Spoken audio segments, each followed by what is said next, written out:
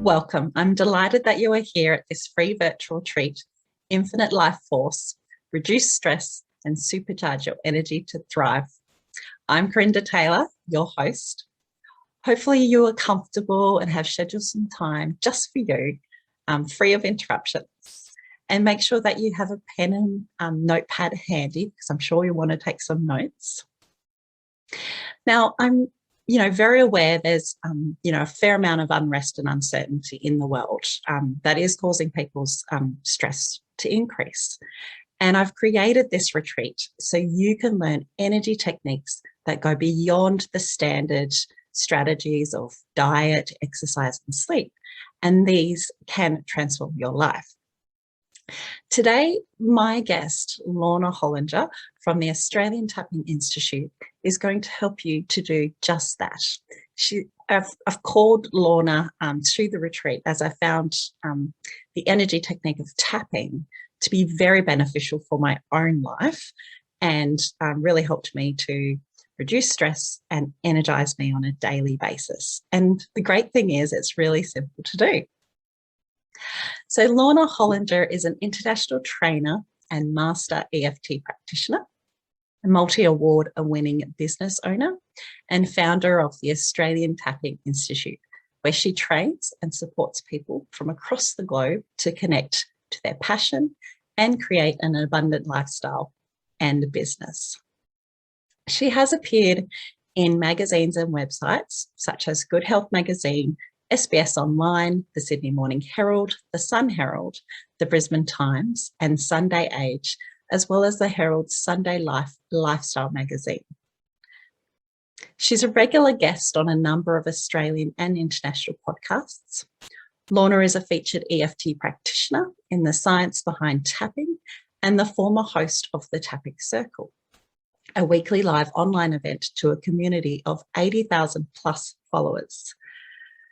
Lorna's numerous awards include the Women with Altitudes Climb Every Mountain Award, which she now sponsors annually, and the Linking Ladies' prestigious Woman of Inspiration Award. Lorna holds Master Practitioner's Certification in Emotional Freedom Techniques, diplomas in life coaching, business and business management, and Practitioner Certification of Neuro-Linguistic Programming. Today, Lorna will be sharing her knowledge about the benefits of tapping as an energy technique. Welcome, Lorna. It's wonderful to have you here. Thank you, Corinda. It's lovely to be here with you and with everybody else as well. Thank you. So, can you please tell us a little bit about yourself and how did you get to be who you are today? What is your purpose and, how do you serve? All right, how did I get to be here? So I'm a single sassy gal that's in her 50s and lives in Sydney, Australia. Having gone through a number of divorces over the years, that was really the parts that shaped my life. And I guess the biggest part to get to where I am today was wanting, from the first divorce, it was a train wreck. Life was just a complete train wreck. And then I met some people who could help and I started to build myself up a little bit. And then more people come along and I could build myself up a little bit. And over time, my confidence and competence and basically how I showed up in life got better. Went and got married again. That marriage lasted a decade. But as it started to fall apart, I had already become a life coach. I'd already had my business. I was already an EFT practitioner. And I really wanted to find an EFT practitioner that I could work with as the marriage kind of started to crumble. I wanted support. I wanted someone who would really help me through that. And I couldn't find anyone that I was prepared to work with. I had really high qualifications in what I did. So I was really looking for someone who had the qualifications I had, and I couldn't find them. So that led me to go, well, if I can't find EFT practitioners, that means no one else can. How do I grow my own? So it started as just this evolution of this divorced woman who was suicidal. I plotted my own suicides while my kids went to their dads. Life was just a total, complete train wreck. I was drinking all day. It was just horrendous to think I raised those little boys in that, to now be grown men. But that's been my evolution of just taking the step and wanting more, and then taking the step and wanting more.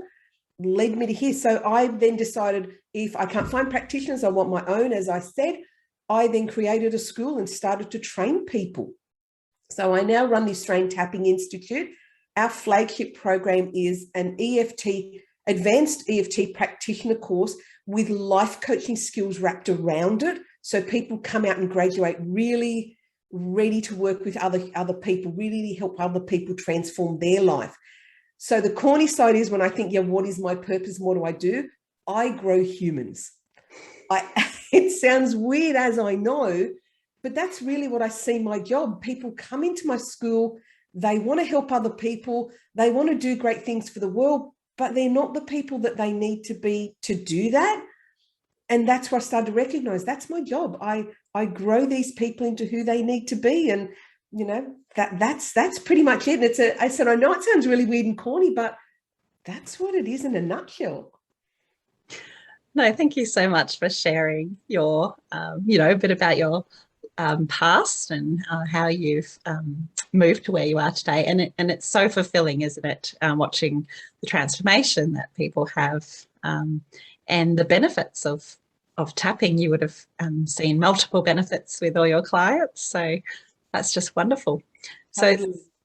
So in terms of the retreat topic of infinite life force, reduce stress and supercharge your energy to thrive, what's your understanding of that? What does it mean to you?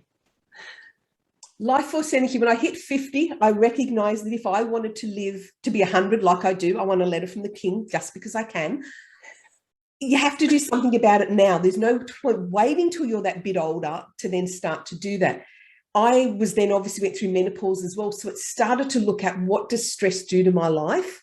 Where is it impacting? Where is it blocking? And what can I really do about it?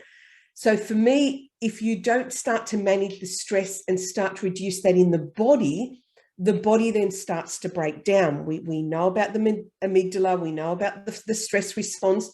So if you don't start to look at that before you start powering on to, I want to go create, you've got to come back here and look at yourself and go, I need to reduce the stress levels before I start to forge ahead with what I want to build, create, because otherwise it's not sustainable for you. Burnout is ugly. Yes. It's dark, scary. Anyone who's been down those black holes or whatever they call them, it's terrifying, particularly the first one. It's terrifying. You need to come back to that, being able to reduce the stress. Once the stress is reduced, then the other energy comes. But it's that ability to be aware and actually consciously, how can I actually sort what's going on in my body? Yeah, now you touched on the amygdala, and so for some of our viewers, they might not know what that means, but obviously it's this tiny little almond-shaped part of the brain, but it has quite a lot of power over us, doesn't it? So maybe you just want to elaborate on that. Absolutely. Sorry, a techie term. Think of it as your fight or flight response. I'd say everybody listening knows what it is, even on a conscious level, but if you're wondering what it feels like in your body, I recognize it as a little bzz in the energy circuitry.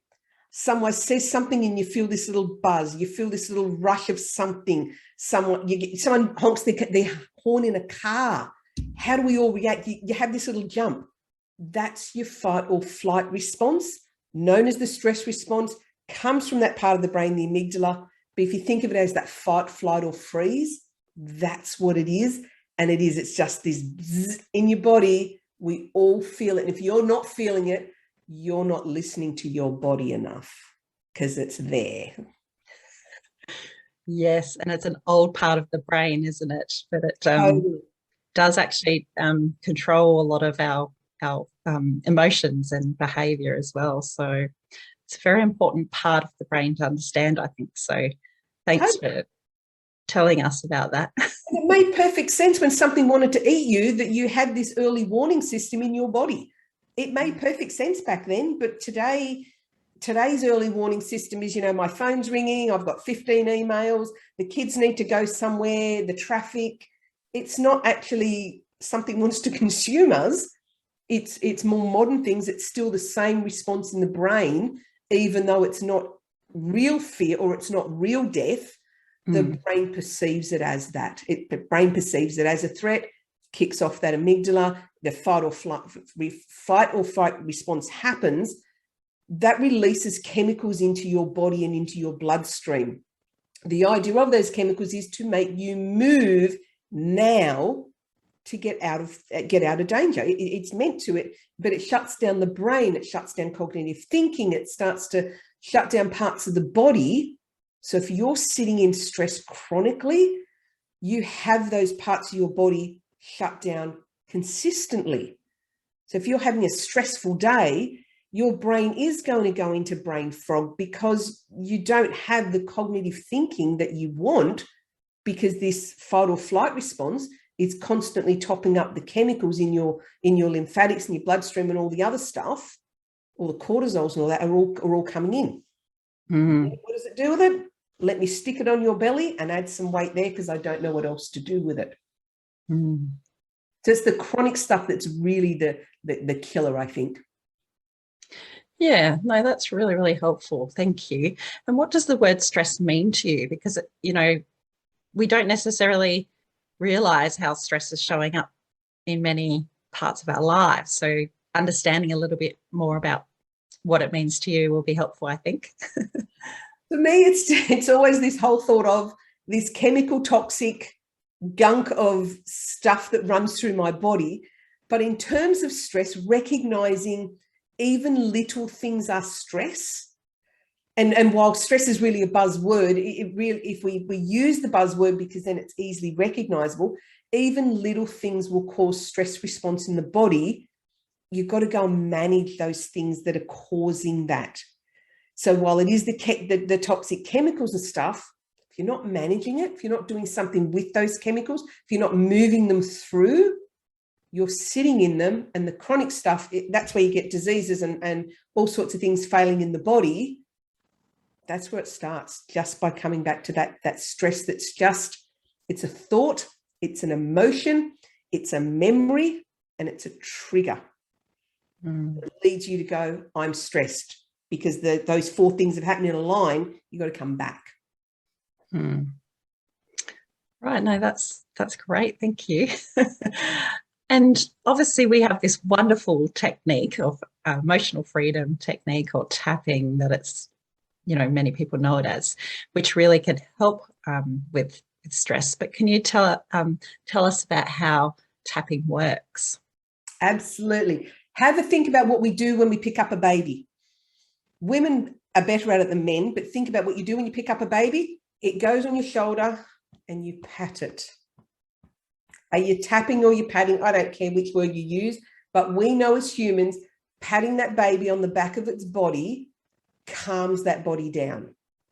Babies calm down because EFT works on meridians. So let's have a little bit of a science lesson. There are meridians in the human body, and they run through fingers, they're through hands, they're down the length of the body, they circle round. The Chinese have been using these for centuries for their acupuncture points and acupressure. Imagine tapping running on similar meridians to those. So when the stress response happens, the actual tapping on the body is a calmative response. And so we know this, we do it to our babies. Backs, bottoms, all of those meridians are running down through there. So when you use tapping as an adult, imagine that your head is a recipe card box. So all the scary memories of when, you were rejected, or somebody upset you, or somebody said something mean, your brain sticks in your little recipe card box and tags it as scary. All right. So you've got all these thoughts of, if I speak out and speak up and let myself be seen, I get attacked, I get upset. If we start to do some tapping on those thoughts and memories of when somebody laughed at you when you stood up to speak, or when somebody said something mean to you, the cards in the little recipe box get untagged. Because when something happens today, the brain has to have a reference point for that being upsetting, scary, or bothering you. Because you don't have the same things bothering you as what I have with me, and neither will our listeners. So it makes sense that they've got to have triggers from somewhere. So if something happens to you today, your brain has to go back to this little memory card box to work out why that bothers you, scares you, or frightens you, worries you. It has to have a reference point, because none of us come into the world thinking that was scary. So we tag all these memories about this thing into this box. Tapping through talking takes those tags off. The calming of the energy circuitry untags those memories. So when something does happen and someone rejects you, or someone's mean to you, or somebody shouts at you, the brain doesn't have the reference points to go, oh, that's scary, stress response released, I need to feel safe. Doesn't have that. Thank you. That was a really good description. I find they're the easiest ways, because we all know what a recipe card box is. We all know what babies are. It's just such an easy way to think. That's what my brain does. Yeah, great. So this is really exciting. I mean, I just love tapping. And, you know, I've experienced for myself that it has helped to reduce stress in my life. So can you tell us a bit more about how it does reduce stress? Okay, so if I give you an example, a couple of months back, I was working part-time corporate for the government, and it was full-on pressure. There was so many deadlines and so much work coming down the line. The amount of stuff that we had, we couldn't physically handle it. It just wasn't going to happen. So what would happen is we have a perception of ourselves. So my idea was I always deliver, I always get everything right. So as more and more and more work came, that wasn't the case that was happening. So what was happening in my brain were thoughts of, I'm not good enough, I can't do this, I'm not able to do this. And what would happen is every time I had that thought, my stress response triggered, the brain shut down that tiny little bit more, and I got more stressed. And then the cycle started. Oh gosh, I'm not able to focus. I'm feeling really foggy here. I don't feel good enough. I don't feel that I'm able to cope. More of the stress response. And the cycle just started with that. So for me, sitting back as work would come down the line and knowing that that was hard, I would literally sit at my desk and just tap on my body, not even any words, just with an endeavor to calm that energy circuitry down, because it's with the touching of the body and the tapping, it's the meridians that take the message that this is okay. It calms the thought, because I'm having the thought and I'm tapping, the two are going together. Tap, thought, thought, tap. And it starts to bring it down. The more you bring those stress responses down, the less foggy the brain is, the more you get to function. So it's about cutting off that cycle and actually stopping the cycle to allow the stress to continue to run.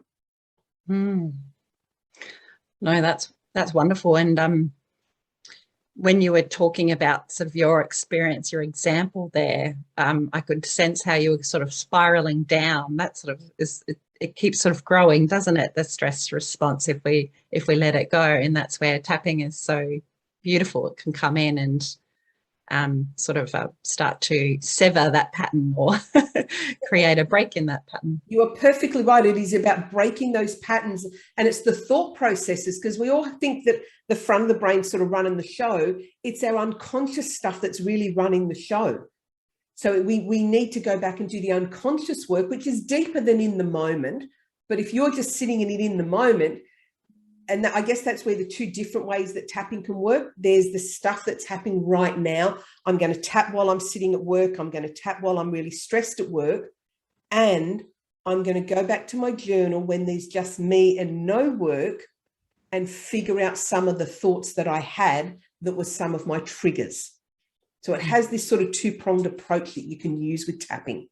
Yeah, no, that's great. And on the flip side with tapping, it also can supercharge your energy levels as well. Absolutely. It doesn't just reduce the stress, it actually supercharges and refills your energy reservoirs, doesn't it? Absolutely does. And that's what I love about it. People think of it, it's just to go fix things, but it's not always to go fix things. It is also about the peak performance stuff. Admittedly, the peak performance stuff also has a little bit of the fear sitting behind it, the stuff in the recipe card that still needs to get untagged, because they're the thoughts that make us doubt. So if I don't think I can get my career to where I want it to be, what's the little bit of a fear and a block in there? So it can, and the supercharging stuff is still about clearing out some of the negative thoughts that just niggle in there a little bit together. Being perfect example, you've got a leader in a corporate space. They may have to go and have a very difficult conversation with somebody.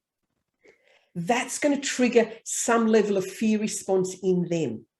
Mm-hmm. So then they're going to be a little bit doubtful. And it may be, how's it going to go? Is it going to be bad? How's the person going to react? Am I going to be liked? Am I, all the thoughts that run through somebody's head of I'm going to have a difficult conversation. It doesn't matter what level of leadership you are, those thoughts still run. So if you were to do some tapping on that of, well, you know what, I think this is going to be a really good conversation. I'm going to be, I'm going to lead. I'm going to be, you know, standing in my power and confident. Then the conversation that they have to have as a corporate leader is far different. They're not recognizing that there's a little bit of fear sitting in there for them as well. And as business owners, why aren't business owners making the money that they want to make? Because there's some level of hold back here that still needs to get cleared. Do I think I'm worthy of the money? Do I deserve the money? Do I know what's going to happen when I get the money? Is someone else going to take the money? All those fears for business owners all run in the background as well. Am I going to be good enough? Am I going to show, like, am I going to get cut down when I step up? Here I am, here's my business. Is someone going to attack me? All those little fears stop us from living our best self and stop us from really showing up as the leaders we want to be in whatever we choose to do it in. Yeah, and because I'm familiar with the tapping and how we go about things, we do go through the negative statements first, don't we, or negative phrases, and, you know, so that we can sort of clear out, you know, some of the things that are holding us back. And then it's about the positive statements and the positive phrases. And for me, I guess I've noticed that when we do, you know, more of the positive, that's what also can supercharge our energy. Make us feel more confident about whatever we need to go and do, or just in general, be more confident about life. Is that your experience as well with either your clients or yourself using the technique? Absolutely is. And let me, because some of the criticism of EFT is that you talk too much about the negative. But the reason we do that is you're already having the thoughts anyway. Even if you're not verbalizing, there's still the thoughts running in your head anyway, all this negative stuff. So why not acknowledge it, recognize it, and then clear it rather than bury it down, shove it down with, I don't know, food, alcohol, cigarettes, drugs, whatever that people do to manage their stress levels. Yeah. If you actually dealt with some of the negative talk that's happening anyway, the hold for the addictive thing that helps you bury it helps to get released and doesn't need to happen either. So that's where the supercharged stuff for me is. Sometimes I'll just walk around just going, yep, I can do this. I have this. I've got this. Absolutely. I walk around that because there's two sides to tapping: in the moment and doing the work behind the scenes.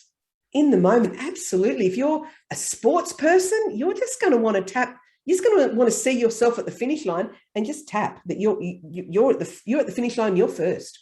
You want to see yourself kicking a goal? Pick yourself kicking a goal and just do some tapping. Tap on the parts of your body. And I know we're going to do a demo, but it's as simple as that as see yourself getting the goal, tap while you see it.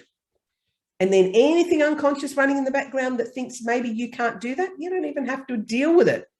See the goal, do the tapping, see the goal. And that's what we do for people with sports. I did it with my brother with golf for years. I would do tapping with him on the way to the golf course. And then he'd ring go, oh my God, I won. Of course you won. Of course you did. But he would always get really surprised. But let's do some tapping on the way to the golf course.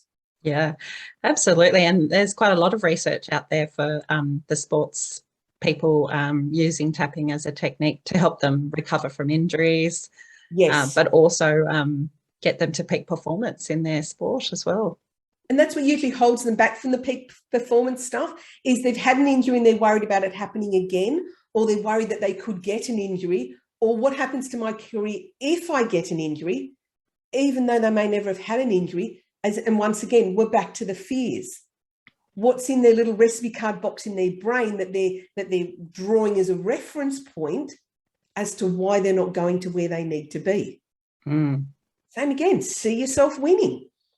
see yourself coming first. Tap on that. And you're right, there's so much research coming out of it being used in so many different varied spaces, from, as I said, sorting things and fixing things into this peak stuff. How do we build the body to peak performance? There's heaps of it out there. So exciting.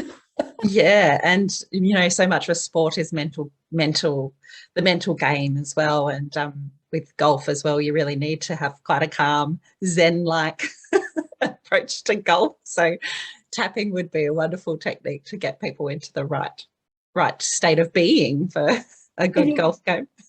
You're right, it's so mental. Any of that, what was it, the Roger Bannister stuff? No one had run the 1 minute mile until he did, and then so many people did in the following year after he did, but it needed that one person to go, this is actually doable, and then everyone had the reference point. Oh, if he can do it, I can. But it took that one person. Yeah, you're right, absolute mental game. Yeah. Well, I think we've spoken and shared some great tips with the viewers, and now I think it would be really great if you could lead us into a tapping experience, and so that because obviously this is a retreat and we want our viewers to get comfortable and learn some actions and things that they can do immediately to support them. So that'd be great. So what will our topic be, do we think, that may be best for our viewers in terms of, are we wanting to take them out of fear? Are we wanting to get them into something peak? What are we thinking, Corinda, you'd like? I think taking them out of fear would be good, because obviously there's a bit of fear in the collective at the moment. Yeah. So I think helping with that. And, fear can come up at, various points in our lives. So knowing this technique can be applied when it turns up in the future, that'd be great. That's always my experience with the brain can't be fearful now. It can only be fearful of something in the past. So it has to go back to the past, but we can be fearful about the future because of something that happened in the past. But right in the moment, the brain's not fearful because it doesn't have a reference point. So, so let's go and do some tapping on just fear in general. And you're right, the collective is just very, very dense at the moment. All right, Corinda, so let's just do a tapping round on fear, just in a general sort of tapping round to demonstrate for people. What I'll ask for you, you're familiar with tapping. If you be my echo, so I'll show the points and I'll do the tapping, and if you want to then repeat after me, and that's what everyone in the audience will do. Just tap along with Corinda. So I will say it, you'll repeat it with Corinda, and then just move to the next point. You can't get this wrong. It's not going to harm anybody. Doesn't matter if you miss a point. Just continue along with us, and we will all feel it. I know we will all feel it because we always do. So we'll start up here on the karate chop. Even though I have this fear. Even though I have this fear. And it's trapped in my body. And it's trapped in my body. Deeply and completely. I deeply and completely accept myself. Accept myself. Even though I have this fear in my body. Even though I have this fear in my body. I don't even know that I have it. I don't even know that I have it. Deeply and completely. I deeply and completely accept myself. Accept myself. Even though I have all this fear. Even though I have all this fear. It's trapped in my body. It's trapped in my body. Triggers my emotions. Triggers my emotions. And I feel the response. And I feel the response. Deeply and completely. Deeply and completely. Accept myself. Accept myself. We're just going to tap through the points. All this fear in my body. All this fear in my body. All this fear that stops me. All this fear that stops me. I didn't know I had fear. I didn't know I had fear. I don't even think I'm afraid of anything. I don't even think I'm afraid of anything. However, it seems I am. However, it seems I am. My fight or flight response. My flight or flight response. It gets triggered. It gets triggered. I spend my day. I spend my day. Thinking I'm okay. Thinking I'm okay. Then I get this response in my body. Then I get this response in my body. Because I've had a thought. because I've had a thought and it's triggered me. and it's triggered me. Tiny little thought. Tiny little thought. The stress response. The stress response. And I might have an emotion. And then I might have an emotion. The stress response. The stress response. All from this little fear. All from this little fear. This little fear in my body. This little fear in my body. Didn't even know I had. That I didn't even know I had. This fear response. This fear response. Causes me stress. Causes me stress. Triggers my thoughts. Triggers my thoughts. Brings up emotions. Brings up emotions. And my stress response fires. And my stress response fires. Okay, and take a big deep breath at that point. That is as simple as tapping can be. Now, while our viewers are going to be thinking, wow, that's a lot of words, and she said a lot of words, tapping doesn't need to be if you're doing it on your own. If you were doing it on your own and you found yourself triggered by something that happened, you could actually just say that thing that just happened and that thing that just happened and go through the points just with that word, that thing that just happened. Your body knows the thing that just happened. The thought or the memory that pops up, your body knows what's popped up. If you don't know what's popped up, I have all my clients flat-handed here, just sitting here, and we use a term that says, I am safe. And you could just take yourself off to somewhere quiet or do it at your desk, do it wherever. I am safe, I'm safe, I'm safe. And you could just do that for a couple of minutes. If I'm safe's not the right word, I am okay, I am fine, but just 3 simple words, I am okay. And just tap here. I mean, you can tap on any of the other points. I just find here, people can pop it under their scarf, inside their shirt. It looks like you're tapping to music. No one will pay any real attention to it if you were doing this in public versus this. It gets a bit kooky in public. Let's be serious. But this one, so if people take nothing else away other than I am safe, or I am okay, or I am fine, that will get most of us through most situations when we are feeling unsettled, uncertain, or feeling that stress response in the body. Yeah, no, I really appreciate that because it's kind of like energy first aid, isn't it? You can Yes. just tap on those collarbone points, but it's also linked to the kidney meridian, those points, which is the fear, linked with fear as well. So that one can really settle the nervous system down when you do feel fearful.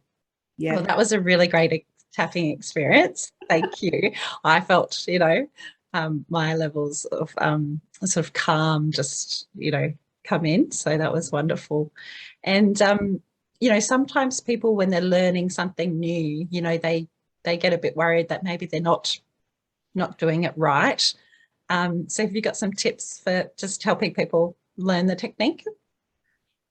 You can learn the whole technique on the internet. That would be super, super easy. And all of the ones on YouTube and all that have lots of fancy words. They're scripted. We have time to script them. We have time to spend getting the words right to collect to the masses. If somebody's doing it at home, simple it down. One word. If somebody makes you angry, you can just do this anger, this anger, this anger, frustration, whatever the emotion in the word is, one word. Don't overcomplicate it, because otherwise you'll have this feeling I'm doing it wrong, and you can't do it wrong. You're simply acknowledging how you feel. So bring it simple down to one word, one emotion. I said, if you don't know what it is, go back to I'm safe. Because remember, most of our responses are fear-based. I'm safe, I'm fine, I'm okay. The points themselves, you can, I said, I sent you, Corinda, a graphic. I'm hoping that you'll be able to share that with your people, that it shows the actual points on the body where they are. Yeah. They run along where the meridians of the body run. My other advice is, if you're tapping on a point and it feels okay and you move your hand and it feels really good, that's your spot. Don't go, oh, the picture had it here. If yours is a couple of centimeters to the left or the right, go where it feels really good, because it's your body and your body sending back the response. Yet we like that spot. Some people find, like me with the glasses, sometimes the side of the eye point's a little difficult because you've got glasses. Don't get too worried and you have to miss that point. Some people don't like doing under the arm, so don't do under the arm. Yeah. You can't get it wrong. It doesn't matter if you miss points. Perfectly fine if you want to make sure you hit every point, fantastic. But if you can't, it doesn't matter. Yeah, no, that's really helpful. And, using the 3 fingers helps get the acupressure point, doesn't it? So yeah, and that's just my habit is 3. You can use one, you could use both hands, you could use both hands at the same time. That's just not my preference. You can use your dominant hand, your non-dominant hand. None of that matters which one you use. And also, another great point, don't spend hours tapping. It's too much. If you're going to introduce a tapping routine to your own self today, 5 minutes. Put a timer on for 5 minutes. Once we start to activate the energy circuitry in the body, it's too long. And people will just make it too much of a chore. 5 minutes is more than enough once a day. If you cleared out one thought a day for a whole year, that's 365 things that bother you, bug you, annoy you, gone. How much calmer is your world going to be? Because you've been able to clear out all of those thoughts, emotions, triggers, events. He said, she said, they did. You'd be able to clear them all out. Yeah, no, that's wonderful. And really, you don't even have to use words to, you can just use memories or sort of visual cues that are coming up for you to tap on. Yeah, you're spot on. You absolutely can. You don't need to use any words. Your unconscious brain knows what it needs to clear. It absolutely. But obviously, words have frequency, so and energy, so it's good to bring in words as well. So. And that's why I'm suggesting people use your words rather than the words you find on YouTube videos, because your words are yours. They're your emotions, your thoughts, your events, your body. I said the YouTube stuff, as fabulous as they are, they're meant for the masses. You're not the masses. You're you. Yes. I mean, yeah, those other YouTube videos and things can be really helpful when you're learning. But yeah, it's really something you can create for your own self, and that's why it's a wonderful self-care technique. That's why I love it as a self-care too. And the best thing is it's at the end of your fingers. Doesn't matter where you are, you have it with you. Yeah. Well, thank you so much. That was a really wonderful experience. I'm sure our viewers got a lot out of that. So thank you. And Lorna, you're offering a wonderful free gift for our viewers as well, when they can actually explore tapping even more, which is wonderful. And to all the viewers, there's a link on this page so that you can access, the wonderful gift that Lorna has provided. So can you tell us a bit more about your free gift, the Self-Love Project? The Self-Love Project. I made it just before I went on holidays one year. I thought I really needed something for people, and it's been one of our most downloaded courses that I've ever created. The Self-Love Project is, I want you to quiet that inner critic in your own head, the one that doubts and says, yeah, as if you can do that, blah, blah, blah. And I want that inner cheer squad up. So it's a 4-module course, and that's exactly what it does. The first, it's a video, it's a workbook, and it's a meditation. Quiet the inner critic, get the inner cheerleader coming up. What do you want your life to be about? And then let's go make it happen. 4 modules on a single page, pop in your details, and you'll get to a page, and you just download the whole lot. It's all yours, to just get this level of loving self, to stop being a negative, to stop being this egotistical, oh, you love yourself thing that we all grew up with. Self-love's important, because where I think I've only got one place to really live, and it's in this body. And if I don't love me in this body, I've got a problem. Self-love. It's corny, I know, but yeah, we have to focus there first. Yeah, look, I've in my own journey, I've done a lot of work on self-love because I do know how much it does reduce our stress in life as well, and really does energize us when we're coming from this place of love of self. But we can have some hang-ups around loving ourselves. You know, we're meant to love others, not ourselves, but, you know, loving others really starts with loving ourselves, and everything is one. So if we love others, we should be able to love ourselves. Absolutely. As I say to my clients, nobody's going to love you like you can love yourself, because then you can rely on yourself. You never go away. You never abandon you. All the things that we look externally, we've got inside anyway. Tap into that. Yeah, and really it does create a wonderful outer environment for you once you do start. You start seeing life shift once you love yourself more. So magic.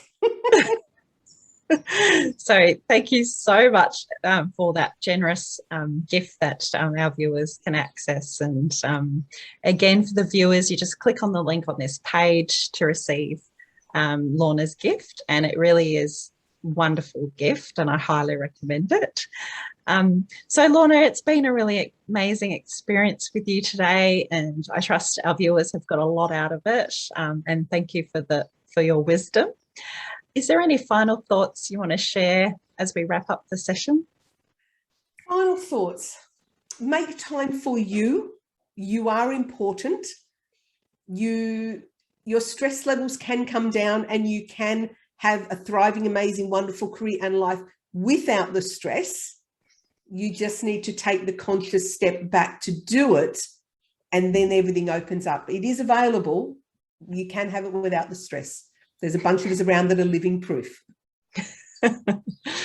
Wonderful. Thank you so much for being here today. And for everyone else, please enjoy the retreat. Bye for now. Thanks, everyone. Bye.